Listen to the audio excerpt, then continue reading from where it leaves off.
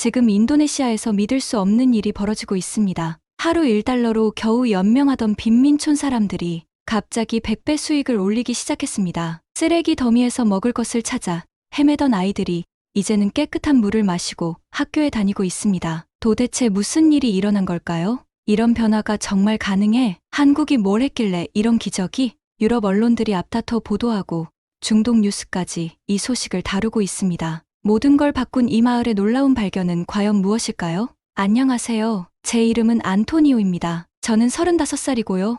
필리핀에서 왔어요. 가난한 곳에서 사람들을 돕는 일을 하고 있습니다. 지금은 인도네시아의 캄풍 무랴라는 마을에서 살고 있어요. 매일 아침 잠에서 깨면 끔찍한 냄새가 코를 찌르고 있었어요. 아침 요리 냄새도 아니고 꽃향기도 아니었죠. 썩은 생선과 독한 화학물질이 섞인 냄새였어요. 이 냄새는 우리 마을 바로 옆에 있는 거대한 쓰레기산에서 나오고 있었습니다. 쓰레기산이 얼마나 큰지 아세요?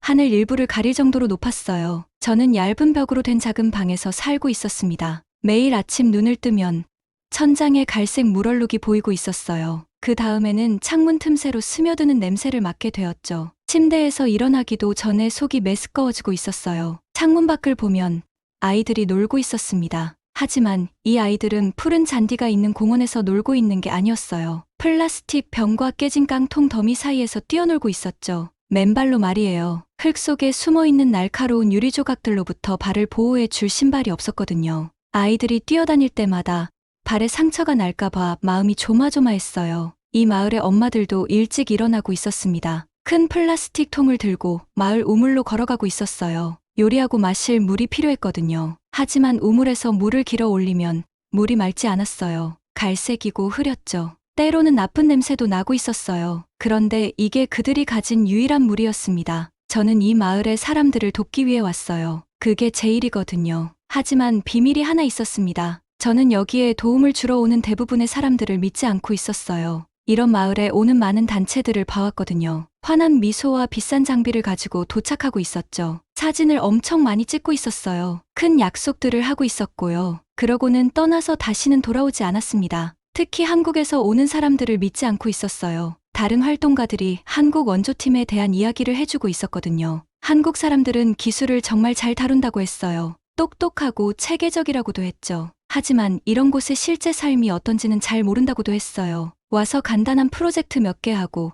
사진 찍고 뿌듯해하며 집에 간다고 했습니다. 저는 이런 이야기들을 믿고 있었어요. 모든 한국 원조 활동가들이 똑같을 거라고 생각하고 있었죠. 우리 마을에 와서 작은 것 하나 만들고 사진 찍고 예전과 똑같은 큰 문제들을 그대로 둔 채 떠날 거라고 말이에요. 그런데 모든 걸 바꾸는 일이 일어났습니다. 제게는 아흐마드라는 학생이 있어요. 겨우 7살이에요. 아흐마드는 제가 마을에서 운영하고 있는 작은 학교에 다니고 있었어요. 큰 갈색 눈을 가진 아이였고 제가 가장 힘든 날에도 행복하게 만드는 미소를 짓고 있었죠. 아흐마드는 배우는 걸 정말 좋아했어요. 모든 것에 대해 질문하고 있었거든요. 하늘이 왜 파란지, 달이 낮에는 어디로 가는지 알고 싶어 했어요. 어느 날 저녁, 방에 앉아서 휴대폰 사진들을 보고 있었어요. 그런데 제 마음을 찢어놓는 사진 하나를 보게 되었습니다. 아흐마드가 얇은 매트리스에 누워있는 사진이었어요. 아이가 너무 아파 보였어요. 얼굴이 건강했던 갈색이 아니라 창백한 하얀색이었거든요. 눈이 움푹 들어가 있었고 작은 몸이 떨리고 있었어요. 아흐마드는 마을 우물의 갈색 물을 마셔서 아프게 된 거였어요. 더러운 물 때문에 심한 복통이 생겼거든요. 3일 동안 토하고 설사를 하고 있었어요. 엄마는 병원에 데려갈 돈이 없었어요. 아들이 점점 더 아파지는 걸 지켜볼 수밖에 없었죠. 그 사진을 보면서 어린 시절 친구 라울이 생각났어요. 라울은 인도의 가난한 마을에 살고 있었어요. 가족이 팔 수 있는 물건들을 찾으려고 쓰레기 더미를 뒤지고 있었거든요. 어느 날 라울이 쓰레기에서 음식을 찾았어요. 너무 배고팠던 라울은 냄새가 이상해도 그걸 먹었어요. 그 음식 때문에 라울은 심하게 아프게 되었고 며칠 후에 죽었습니다. 라울이 죽었을 때 저는 겨우 10살이었어요. 장례식에 서서 같은 질문을 계속 반복하고 있었어요. 왜 우리는 이렇게 살아야 하지? 왜 아이들이 이렇게 고통받아야 하지? 이제 25년이 지났는데 아흐마드의 사진을 보면서 똑같은 질문을 하고 있었어요. 왜 이 어린 아이가 더러운 물을 마셔야 하지? 왜 아직도 아이들이 쉽게 고칠 수 있는 일로 아프고 죽어야 하지? 그날 밤 잠이 오지 않았어요. 작은 방을 돌아다니며 아흐마드와 라울을 생각하고 있었어요. 캄풍무랴의 모든 아이들이 매일 더러운 물을 마시고 있다는 생각이 들었어요. 신발도 없이 위험한 쓰레기 더미에서 놀고 있다는 생각도 말이에요. 뭔가 해야겠다고 결심했어요. 도움이 정말 올 거라고 믿지는 않았지만 도움을 요청해야겠다고 생각했죠. 오래된 노트북 앞에 앉았어요. 마을의 인터넷은 너무 느리고 자꾸 끊어지고 있었어요. 하지만 포기하지 않았죠. 여러 나라의 단체들에게 이메일을 쓰기 시작했어요. 유럽, 미국, 아시아의 단체들에게 편지를 보냈죠. 우리 마을 아이들을 도와달라고 간절히 부탁했어요. 보낸 이메일 대부분은 답장이 오지 않았어요. 일부 단체들은 너무 바빠서 도울 수 없다는 자동 답장을 보내고 있었어요. 다른 곳들은 이건 인도네시아가 해결해야 할 문제라고 답했죠. 그때 온라인에서 읽었던 걸 기억했어요. 한국이 세계에서 가장 깨끗한 나라 중 하나라고 나와 있었거든요. 혹시 한국은 다를까? 한국 단체들은 정말로 우리 같은 곳을 도울 줄 알까? 몇 시간 동안 한국 원조 단체들을 온라인에서 찾고 있었어요. 인터넷이 끊어질 때마다 기다렸다가 다시 시도했죠. 한국 정부 기관, 환경단체, 국제협력기구들의 이메일 주소를 찾았어요. 모든 곳에 같은 메시지를 썼습니다. 아흐마드 이야기를 했어요. 쓰레기 산 이야기도 했고요. 더러운 물 이야기도 했어요. 아픈 아이들과 오염된 우물 사진들을 첨부했죠. 모든 이메일 끝에 이렇게 썼어요. 캄풍무랴 마을에서 우리는 쓰레기산에 산채로 묻혀 살고 있습니다. 이 마지막 도움 요청을 무시하지 말아주세요. 절망에 빠져 죽어가는 아이들을 구할 단 하나의 희망의 빛을 가져다 주세요. 수십 통의 이메일을 보냈어요. 어쩌면 수백 통일지도 모르겠어요. 타이핑하느라 손가락이 아팠고 컴퓨터 화면을 보느라 눈이 아프고 있었어요. 마지막 이메일을 보낸 후 의자에 기대앉아 천장을 바라봤어요. 정말로 누군가 답장할 거라고 기대하지는 않았어요. 시간 낭비를 하고 있는 것 같았거든요. 하지만 해야 했어요. 아흐마드를 위해서, 라울을 위해서, 쓰레기 산과 더러운 물보다 더 나은 삶을 살 자격이 있는 모든 아이들을 위해서 말이에요. 노트북을 닫고 잠들려고 했어요. 창문 밖에서는 쓰레기 산의 냄새가 여전히 사라지지 않고 있었습니다. 이메일을 모두 보낸 후 열흘이 지나갔어요. 길고 긴 열흘 동안 기다리고 또 기다렸죠. 매일 아침 휴대폰과 노트북을 확인하고 있었어요. 하지만 매일 아침 새로운 건 아무것도 없었어요. 단체들이 너무 바빠서 도울 수 없다는 똑같은 자동 답장만 있을 뿐이었죠. 우리 마을을 누군가 신경 써줄 거라고 믿었던 제가 바보였다고 생각하기 시작했어요. 썩은 쓰레기 냄새가 나는 곳을 누가 도와주고 싶어 하겠어요? 한 번도 만난 적 없는 아이들을 누가 구하고 싶어 하겠어요? 그런데 화요일 아침, 아흐마드와 다른 5명의 아이들에게 글자를 가르치고 있는데 휴대폰에서 소리가 났어요. 새 이메일이 도착한 거였어요. 보낸 사람 이름이 제가 모르는 영어로 쓰여 있었어요. Korea International Aid Team이라고 되어 있었죠. 심장이 빨리 뛰기 시작했어요. 너무 많은 이메일을 보내서 어떤 단체들에게 연락했는지 기억이 안 났거든요. 하지만 Korea라는 단어가 환한 불빛처럼 눈에 들어왔어요. 수업이 끝날 때까지 기다렸다가 이메일을 열어봤어요. 화면을 터치하는 손이 조금 떨리고 있었거든요. 그동안 너무 많이 실망했었어요. 또다시 희망을 품고 싶지 않았어요. 이메일은 김지훈이라는 사람이 보낸 거였어요. 한국 원조 단체의 팀장이라고 했어요. 제대로 이해했는지 확인하려고 3번이나 읽었어요. 그 사람이 쓴 내용은 이런 거였어요. 제가 보낸 사진들을 자기 팀이 봤다고 했어요. 아픈 아이들과 더러운 물 사진을 보고 모두 눈물을 흘렸다고 했죠. 한국도 끔찍한 전쟁 후에 아주 가난했다고 말하고 있었어요. 한국 사람들도 쓰레기와 질병 속에서 살았다고 했죠. 하지만 함께 힘을 합쳐서 절대 포기하지 않았대요. 그래서 나라를 깨끗하고 건강하게 만들었다고 했어요. 그러고는 제 심장을 먹게 만드는 말을 썼어요. 우리의 경험을 당신 마을과 나누고 싶습니다. 같은 변화를 만들 수 있도록 도와드리고 싶어요. 한 번만 기회를 주세요. 그 말을 오랫동안 바라봤어요. 한편으로는 신이 났어요. 드디어 누군가 제 이메일에 답장을 해준 거잖아요. 도와주고 싶다고 말하는 사람이 나타난 거예요. 하지만 다른 한편으로는 의심스러웠어요. 이런 약속은 전에도 들어봤거든요. 다른 원조 활동가들이 한국 팀에 대해 해준 말이 기억났어요. 한국 사람들은 기술은 잘 다루지만 지역 문제는 잘 이해하지 못한다고 했거든요. 한국 원조 활동가들은 마을에 와서 간단한 것 몇 개 만들고 보고서용 사진 찍고 그러고는 영원히 떠난다고 했어요. 휴대폰을 덮고 밖으로 나갔어요. 맑은 머리로 생각하려면 신선한 공기가 필요했거든요. 하지만 물론 우리 마을 공기는 신선하지 않았어요. 쓰레기 산에서 나는 냄새로 가득했죠. 플라스틱 쓰레기 더미 근처에서 놀고 있는 아이들을 봤어요. 오염된 우물에서 갈색 물을 전하르는 엄마들도 봤고요. 병에서 좀 나아졌지만 아직도 약해 보이는 아흐마드 생각도 했어요. 혹시 이 한국팀은 다를지도 몰라요. 정말로 가난하고 절망적인 기분이 어떤 건지 이해할지도 모르죠. 아니면 우리를 실망시킨 다른 모든 단체들과 똑같을지도 모르고요. 김지훈에게 답장을 쓰기로 결심했어요. 우리 마을이 그 팀을 환영한다고 말했죠. 하지만 얼마나 신이 나는지는 말하지 않았어요. 너무 희망적으로 들리고 싶지 않았거든요. 너무 많이 희망하면 더 큰 실망으로 이어질 수 있다는 걸 배웠었어요. 3주 후, 우리 마을 쪽으로 오는 자동차 엔진 소리가 들렸어요. 여러 대의 차가 칸풍무리아로 이어지는 흙길을 달리고 있었거든요. 갈색 연기처럼 먼지 구름이 차들 뒤를 따라오고 있었어요. 마을 입구 근처에 서서 차들이 다가오는 걸 지켜봤어요. 속이 긴장되고 있었어요. 한국 팀을 만나는 순간이었거든요. 정말 도움을 주는 사람들인지 아니면 사진만 찍고 떠나는 또 다른 사람들인지 알게 되는 때였어요. 차들이 마을 중심가 근처에서 멈췄어요. 차 문이 열리고 사람들이 내렸죠. 총 9명을 세웠어요. 모두 깨끗한 티셔츠와 작업복을 입고 있었어요. 누군가는 배낭을 메고 있었고 다른 사람들은 비싼 장비가 들어있는 것 같은 케이스를 들고 있었어요. 팀의 리더로 보이는 남자가 다른 사람들보다 키가 컸어요. 머리는 검은색에 회색이 섞여 있었죠. 55살 정도로 보였어요. 얼굴은 진지했지만 불친절하지는 않았어요. 이 사람이 김지훈일 거라고 생각했어요. 가장 놀라웠던 건 이들이 도착했을 때 어떻게 행동했는지였어요.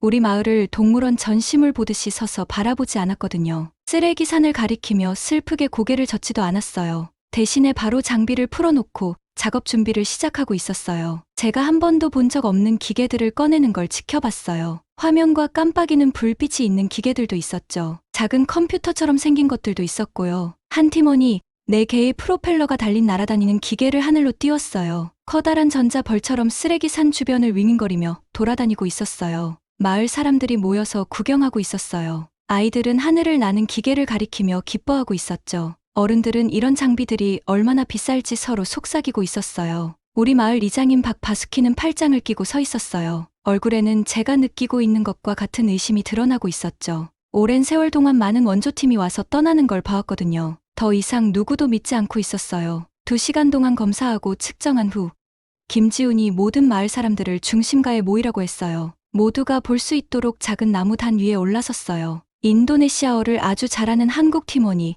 그의 말을 통역해주고 있었어요. 김지훈의 목소리는 차분하지만 힘이 있었어요. 아침 동안 우리 마을의 문제를 연구했다고 말했어요. 쓰레기 산이 우리의 희망과 건강을 먹어치우는 살아있는 괴물 같다고 했죠. 우리가 왜 절망적이고 화가 나는지 이해한다고 말했어요. 그러고는 제가 더 주의 깊게 들을 만한 말을 했어요. 한국이 50년 전에는 세계에서 가장 가난한 나라 중 하나였다고 했거든요. 한국 아이들도 한때는 쓰레기 더미 근처에서 살았다고 했어요. 한국 가족들도 한때는 더러운 물을 마시고 오염 때문에 아팠다고 했죠. 하지만 한국 사람들은 쓰레기를 제대로 분리하는 법을 배웠대요. 쓰레기를 귀중한 재료로 바꾸는 법도 배웠고요. 큰 문제들을 해결하기 위해 공동체로서 함께 일하는 법도 배웠다고 했어요. 자기 팀이 배운 모든 것을 우리에게 가르쳐 주겠다고 약속했어요. 며칠만 와서 보고 떠나지 않겠다고 했죠. 우리 마을이 스스로 계속 발전할 수 있는 도구와 지식을 갖출 때까지 머물겠다고 했어요. 그 말을 들으면서 가슴속에서 이상한 일이 일어나고 있다는 걸 느꼈어요. 제 마음 주변에 쌓아둔 의심의 벽에 작은 금이 가기 시작하고 있었거든요.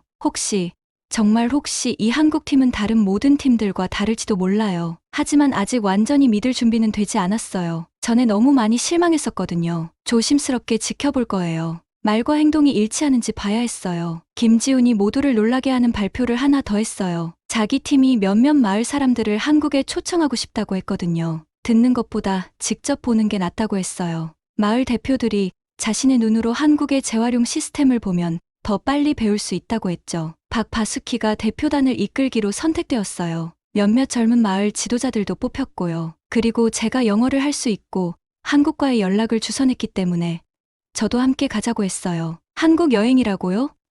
그런 가능성은 상상해 본 적도 없었어요. 비행기를 타본 적도 없었거든요. 정말로 깨끗하고 잘 정리된 나라를 본 적도 없었고요. 혹시 이게 한국 원조 활동가들이 정말 다른지 알아볼 기회일까요? 혹시 이게 칸풍무랴 같은 곳에도 정말 희망이 있는지 볼 기회일까요? 아니면 그냥 우리를 실망시키는 또 다른 정교한 방법일지도 모르죠. 시간이 지나야 알 수 있을 거예요. 저는 비행기를 타본 적이 없었어요. 커다란 철새가 자카르타 공항에서 하늘로 올라갈 때 제 속이 바닥으로 떨어지는 것 같았어요. 좌석 팔걸이를 꽉 붙잡고 눈을 꼭 감았죠. 옆에 앉은 박바수키도 똑같이 긴장하고 있었어요. 주름진 손이 살짝 떨리고 있었거든요. 서울까지 가는 비행은 7시간이 걸렸어요. 잠을 자려고 했지만 한국에서 뭘 보게 될지 생각하느라 잠이 오지 않았어요. 김지훈이 약속한 것처럼 정말 깨끗할까요?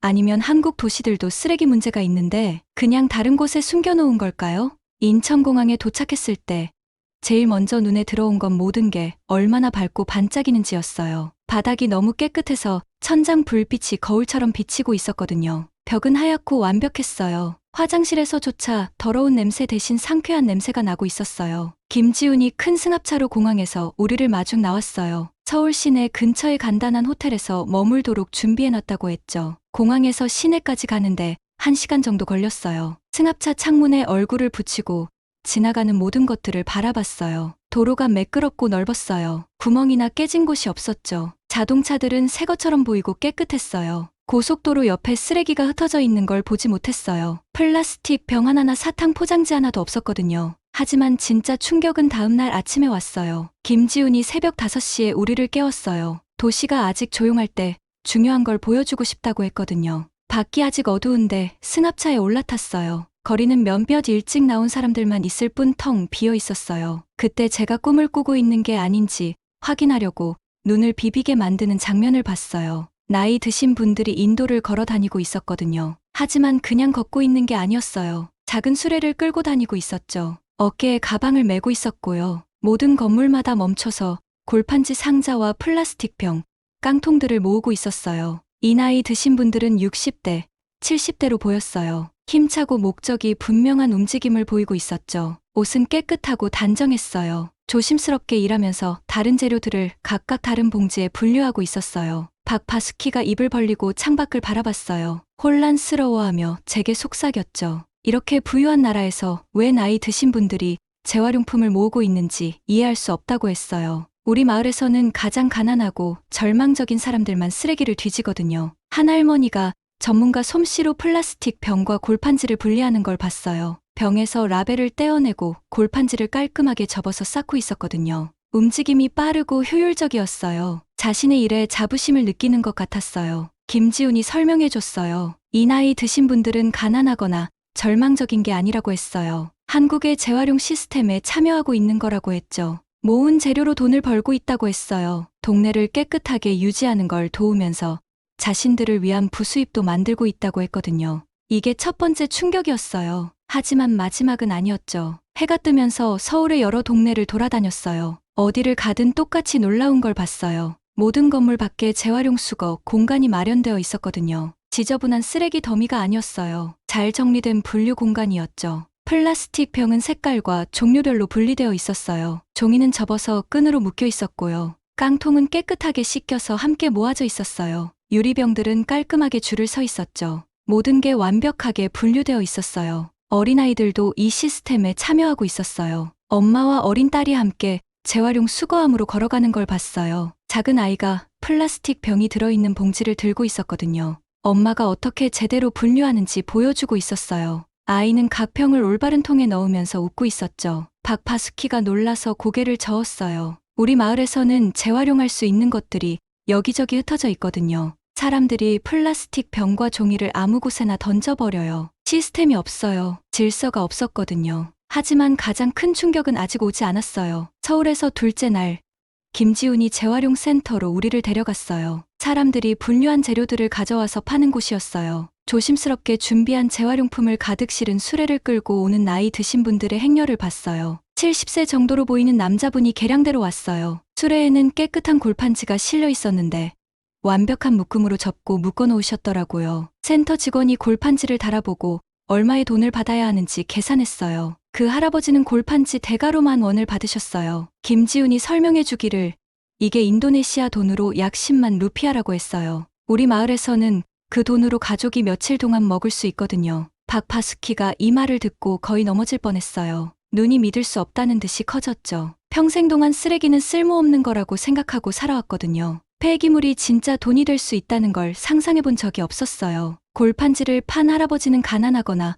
부끄러워 보이지 않았어요. 자신의 일에 만족해 보였거든요. 조심스럽게 돈을 접어서 지갑에 넣으셨어요. 그러고는 웃으면서 자신감 있는 걸음으로 걸어가셨죠. 한국에 뭔가 근본적인 게 다르다는 걸 깨달았어요. 우리 마을에서는 사람들이 플라스틱, 병과 종이를 가치가 없다고 생각해서 버려요. 하지만 한국에서는 같은 재료들을 모으고 팔 가치가 있는 귀중한 자원으로 보고 있었어요. 그날 저녁 호텔방에 앉아서 제 자신에게 인정해야 할 게 있었어요. 한국 원조 활동가들에 대해 제가 믿고 있던 모든 게 틀렸다는 거였어요. 이 사람들은 가난을 이해하지 못하는 외부인들이 아니었어요. 스스로 가난을 겪어보고 그걸 벗어나는 방법을 찾은 사람들이었거든요. 한국도 한때는 우리 마을만큼 가난했어요. 한국 아이들도 한때는 쓰레기 더미 근처에서 놀았죠. 한국 가족들도 한때는 오염과 폐기물로 고생했어요. 하지만 함께 힘을 합쳐서 상황을 바꿨던 거예요. 쓰레기를 금으로 바꿔놓았거든요. 박파수키가 침대에 앉아서 생각에 잠겨 있었어요. 제가 그분을 알게 된 이후 처음으로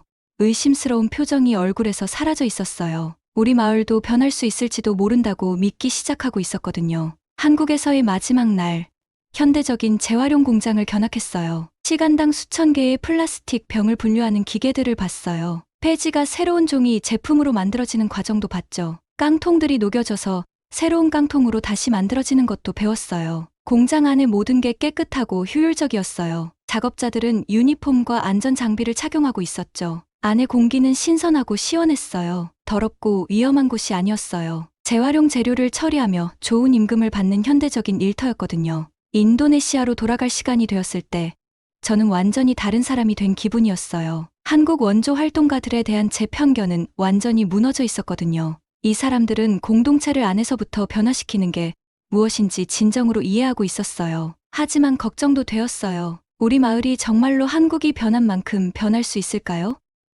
우리 사람들이 쓰레기를 쓸모없는 폐기물이 아니라 가치 있는 자원으로 보는 법을 배울 수 있을까요? 서울에서 비행기가 떠오를 때 아래에 있는 깨끗하고 잘 정리된 도시를 내려다봤어요. 저 아래 어딘가에서는 나이 드신 분들이 여전히 새벽빛 속에서 재활용품을 모으고 있을 거예요. 아이들은 여전히 쓰레기를 제대로 분류하는 법을 배우고 있을 거고요. 가족들은 여전히 함께 힘을 합쳐서 동네를 깨끗하게 유지하고 있을 거예요.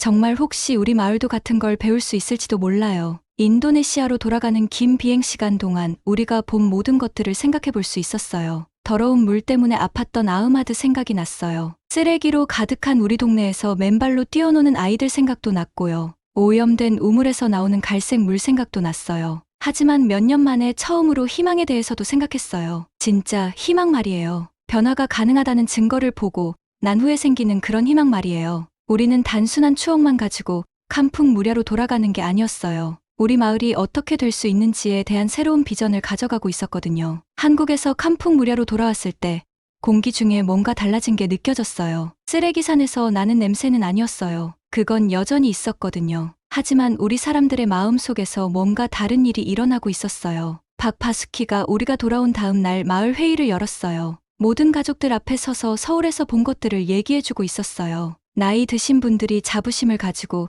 재활용품을 모으는 모습을 설명했죠. 깨끗한 골판지와 플라스틱 병이 진짜 돈으로 팔릴 수 있다고 설명했어요. 몇몇 마을 사람들은 관심을 가지고 들었어요. 다른 사람들은 의심스럽다며 고개를 저었죠. 다른 원조 단체들한테서 약속을 들어본 적이 있었거든요. 한국 팀이 왜 다를 거라고 생각해야 할까요? 하지만 김지웅과 그의 팀은 그냥 더 많은 약속만 하지 않았어요. 소매를 걷어붙이고 일을 시작했거든요. 바로 다음 주에 우리 마을 중심에 재활용 시험 공간을 만들었어요. 화려하거나 비싸지 않았어요. 그냥 다른 종류의 재료들을 위한 다른 통들이 있는 간단한 공간이었죠. 플라스틱 병은 한 통에 들어갔어요. 종이는 다른 통에 들어갔고요. 깡통들은 자기들만의 특별한 자리가 있었어요. 가장 놀라웠던 건 한국 팀원들이 우리 마을 사람들과 함께 일하는 모습이었어요. 뒤에 서서 명령하지 않았거든요. 자신들의 손으로 직접 더러운 플라스틱 병을 집었어요. 섞여 있는 쓰레기 더미를 분류했죠. 다른 사람들처럼 옷이 더러워지고 땀을 흘렸어요. 김지훈이 누구보다 열심히 일했어요. 아이들에게 플라스틱 병에서 라벨을 떼는 법을 가르치는 걸 봤어요. 나이 드신 분들에게 골판지를 제대로 접는 법을 보여줬죠. 그 일이 자신에게는 격에 맞지 않는다거나 깨끗한 한국인 손으로는 너무 더럽다는 식으로 행동한 적이 없었어요. 팀에서는 매주 토요일을 청소하고 재활용하는 날로 정했어요. 첫 번째 토요일에는 15명 정도만 참가했어요. 섞여 있는 재활용품을 조금씩 가져왔죠. 대부분의 재료들이 아직 더럽고 제대로 분류되지 않은 상태였어요. 하지만 한국 팀원들은 이런 첫 번째 기여를 귀중한 보물처럼 대했어요. 깨끗하게 닦인 플라스틱 병 하나하나를 칭찬했거든요. 제대로 접힌 골판지 한 장 한 장을 축하했어요. 사람들이 자신들의 노력을 자랑스러워하게 만들었죠. 두 번째 토요일에는 25명이 왔어요. 세 번째 토요일에는 35명이었어요. 이 재활용 프로그램이 정말 될 수도 있다는 소문이 퍼지고 있었거든요. 아이들이 분류 과정을 게임으로 바꾸는 걸 봤어요. 누가 플라스틱 병을 가장 잘 닦는지 경쟁했거든요. 라벨과 뚜껑을 떼면서 노래를 불렀어요. 한때 지루한 일처럼 보였던 게 재미있는 활동이 되었죠. 나이 드신 마을 분들이 모두를 가장 놀라게 했어요. 피곤하고 희망 없어 보였던 분들이 갑자기 새로운 힘을 찾았거든요. 아무것도 버리지 않았던 젊은 시절의 기술들을 기억해냈어요. 한국 팀원들에게 재활용 재료를 청소하고 준비하는 옛날 비법들을 가르쳐주고 있었어요. 2달 안에 기적 같은 일이 일어나기 시작했어요. 우리 재료를 수거하러 온 재활용 수거업체 대표들이 보고 있는 걸 믿을 수 없어 했거든요. 우리 플라스틱이 다른 마을에서 나온 재료들보다 더 깨끗했어요. 우리 종이는 더 잘 분류되고 묶여 있었죠. 우리 깡통들은 완벽했어요. 수거업체에서 우리의 고품질 재활용품에 더 높은 가격을 주기 시작했어요. 다른 재활용 센터들에도 소문이 퍼졌죠. 곧 여러 회사들이 칸풍무려의 재료를 사려고 경쟁하고 있었어요. 우리 마을은 이 지역에서 가장 좋은 재활용품을 만드는 곳으로 알려지게 되었어요. 재활용으로 번 돈이 빠르게 모이기 시작했어요. 마을에서는 첫 번째 수입을 물시설 개선에 사용하기로 결정했어요. 일꾼들을 고용해서 더 깊은 우물을 파고 더 좋은 펌프를 설치했어요. 집으로 오기 전에 물을 깨끗하게 할 필터도 샀죠. 새 우물이 완성되었을 때 처음으로 수도꼭지를 틀었던 그 순간을 절대 잊을 수 없어요. 맑고 깨끗한 물이 흘러나왔거든요. 갈색이 아니었어요. 흐리지도 않았고요. 냄새도 나지 않았어요. 그냥 액체 다이아몬드 같은 순수하고 아름다운 물이었어요. 아흐마드가 새 우물에서 물을 마신 첫 번째 아이들 중 하나였어요. 컵에 물을 따라서 길게 마시는 걸 봤어요. 얼굴이 놀라움과 기쁨으로 환해졌거든요. 평생 처음으로 정말 깨끗한 물을 맛보는 거였어요. 몇 주 안에 우리 마을의 아픈 아이들 수가 확 줄었어요. 아흐마드도 배 아픈 게 없어졌죠. 다른 아이들도 오염된 물 때문에 설사하고 열나는 일이 없어졌어요. 부모들이 드디어 물 한 모금 마실 때마다 아이들이 아플까봐 걱정하지 않아도 되었거든요. 우리 재활용 프로그램의 성공이 신문과 방송국의 관심을 끌었어요. 자카르타에서 기자들이 김지훈과 박바수키를 인터뷰하러 왔어요. 우리 마을이 어떻게 이렇게 빨리 변했는지 알고 싶어 했거든요. 이야기가 인도네시아를 넘어서 퍼졌어요. 유럽의 환경 잡지들이 우리의 기적적인 변화에 대한 기사를 썼어요. 중동의 뉴스 채널들은 이걸 인도네시아의 한국 기적이라고 불렀죠. 다른 나라의 원조 단체들이 우리 사례를 배우려고 방문할 수 있는지 묻기 시작했어요. 저는 전 세계 기자들과 인터뷰를 하게 되었어요. 한국 팀에 대해 어떻게 생각하는지 물어봤죠. 진실을 말했어요. 한국 원조 활동가들에 대해 완전히 잘못 생각하고 있었다고 했어요. 와서 떠나는 다른 단체들과는 다르다고 말했죠. 우리가 스스로 성공할 수 있을 때까지 함께 일하는 진정한 동반자들이라고 했어요. 2년 후 우리 마을은 완전히 달라 보였어요. 쓰레기산은 여전히 있었어요. 그걸 완전히 해결하려면 몇 년이 더 걸릴 거였거든요. 하지만 마을 안은 모든 게 바뀌어 있었어요. 아이들이 위험한 쓰레기 더미 대신 깨끗하고 안전한 곳에서 놀고 있었어요. 가족들이 믿을 만한 우물에서 깨끗한 물을 마시고 있었죠. 재활용 센터는 수십 가정에게 꾸준한 수입원이 되어 있었어요. 마을을 떠날 계획이었던 젊은이들이 우리의 미래를 만드는데 도움을 주려고 머물기 시작했어요. 가장 중요한 건 우리 사람들이 스스로 문제를 해결할 수 있다는 걸 배웠다는 거였어요. 외부 사람들이 구해주기를 기다릴 필요가 없었거든요. 자신들의 손과 마음과 정신으로 변화를 만들어낼 힘이 있었어요. 우리 시스템이 스스로 돌아가게 되면서 한국팀은 점점 직접적인 관여를 줄여나갔어요. 하지만 완전히 사라지지는 않았어요. 김지우는 몇 달마다 한 번씩 우리 진전을 확인하러 왔어요. 일부 팀원들은 이메일과 전화로 계속 연락을 유지했죠. 한국팀이 공식적으로 프로젝트를 끝내기 전에 우리 마을에서 특별한 행사를 열었어요. 칸풍 무랴 입구에 작은 공원을 만들었거든요. 중앙에는 인도네시아어와 한국어로 글이 쓰인 기념비를 세웠어요. 기념비에는 이렇게 쓰여 있었어요. 대한민국에게 감사합니다. 절망적인 땅에 희망의 빛을 가져다 주셨습니다. 당신들은 우리의 영원한 형제입니다. 그 행사에서 박바스키가 눈물을 흘리며 말했어요. 한국팀이 우리에게 돈이나 장비보다 더 귀중한 걸 줬다고 했어요.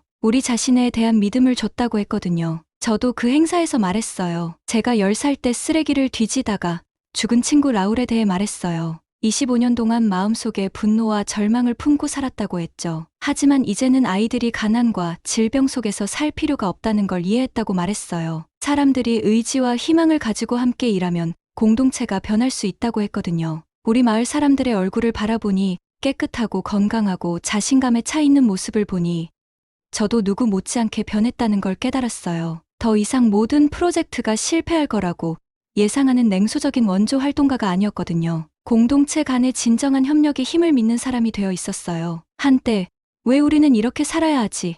라고 물었던 어린 소년이 답을 아는 어른이 되어 있었어요. 우리는 이렇게 살 필요가 없어. 함께 더 나은 걸 만들어갈 수 있어. 그날 밤 잠자리에 들 때 쓰레기산에서 나는 썩은 냄새는 맡지 못했어요. 대신에 변화된 우리 마을 위로 흘러가는 깨끗한 밤 공기 냄새를 맡았거든요. 아이들이 집에서 안전하게 잠들고 있었어요. 가족들이 깨끗한 물을 마시고 있었죠. 사람들이 더욱 나은 내일을 꿈꾸고 있었어요. 한국팀은 우리에게 쓰레기가 보물이 될 수 있다는 걸 가르쳐 줬어요. 하지만 그보다 더 중요한 건 희망이 절망을 이길 수 있고 협력이 편견을 극복할 수 있으며 평범한 사람들이 특별한 변화를 만들어낼 수 있다는 걸 보여줬다는 거예요. 이제 건강하고 튼튼해진 아흐마드는 어린 아이들에게 재활용에 대해 가르치기 시작했어요. 박파수키는 우리 모델을 따라 하고 싶어하는 다른 마을들의 조언자가 되었죠. 그리고 저는 희망의 가능성에 마음을 열면 온 세상이 주변에서 변할 수 있다는 걸 배웠어요. 우리 이야기는 더 이상 쓰레기에 빠져 죽어가는 마을 이야기가 아니었어요. 자신들만의 힘으로 기적을 만들어낼 수 있다는 걸